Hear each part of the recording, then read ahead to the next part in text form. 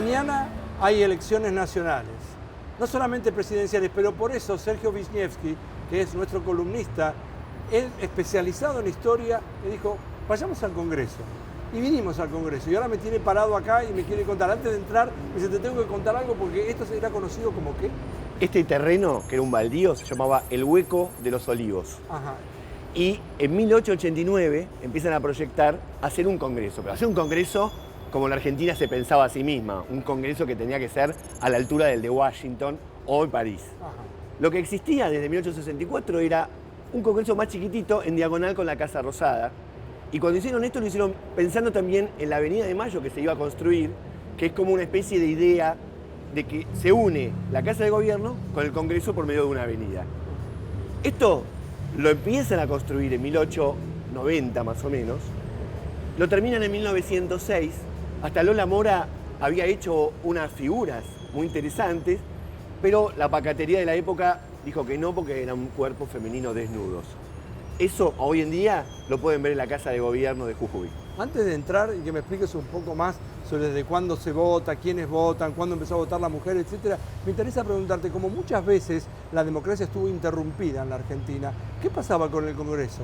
¿Qué pasaba en este? Porque esto es un lugar majestuoso. Sí. ¿Estaba cerrado y listo? La mayoría de las veces estaba cerrado. En otros momentos se hacían, el gobierno militar de turno hacía algo así como reuniones de comisión de partidos políticos que venían a debatir futuras posibilidades de apertura democrática. Pero es verdad, una de las particularidades que tuvo el Congreso es que no funcionó como caja de resonancia de lo que circulaba en la política nacional. Ni hablar de dictadura, ¿no? Pero, por ejemplo, el gobierno de Irigoyen tenía el Senado en contra, la mayoría del Senado en contra, así que ahí se trababa mucho.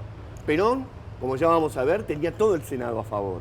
Pero después Frondizi y Lía, Alfonsín. pero hasta ellos dos primero, su verdadera oposición eran los militares, no era algo que funcionaba en el Congreso. Ahora son los medios. Ahora son los medios, pero Alfonsín tuvo al Senado en contra. Tenía mayoría en diputados, pero tenía la mayoría del Senado en contra. ¿Me dejas entrar y me contás? Vamos. Nos vamos con Sergio Wisniewski al Congreso de la Nación.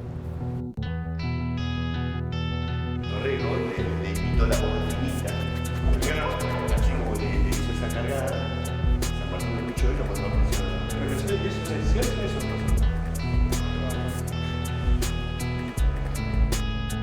Explícanos por qué estamos acá. Estamos en el recinto donde habitualmente están los senadores. Sí. 72, antes eran 48, porque antes había 2 por provincia o distrito y ahora hay 3. Exacto. Es todo tuyo.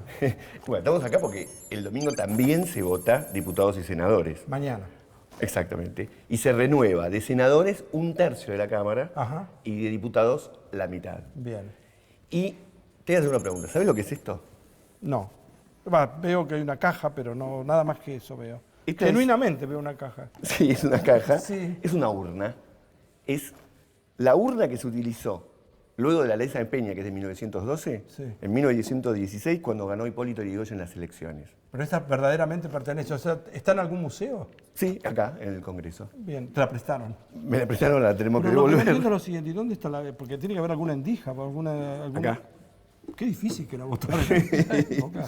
Porque El tema es que en ese momento también no la rompas. No la rompas, dejémosla así. Hace 70 años que está acá, así que no la... Hasta ese 100. momento, la ley Sáenz Peña, Sí. en realidad dice que se llama voto universal, y lo que pasaba en realidad no era universal porque no votaban las mujeres aún, pero universal en el sentido que pasó a votar un porcentaje de la población enorme, en cierta medida porque se hizo que sea secreto y obligatorio ¿Y cómo era antes?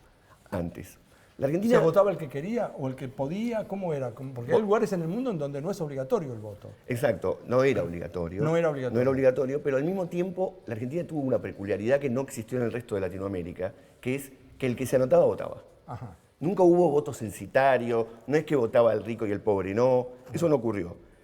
El tema es que no se anotaba nadie. O sea, hay gente que ni se enteraba que había elecciones. ¿Había que ser alfabeto para votar?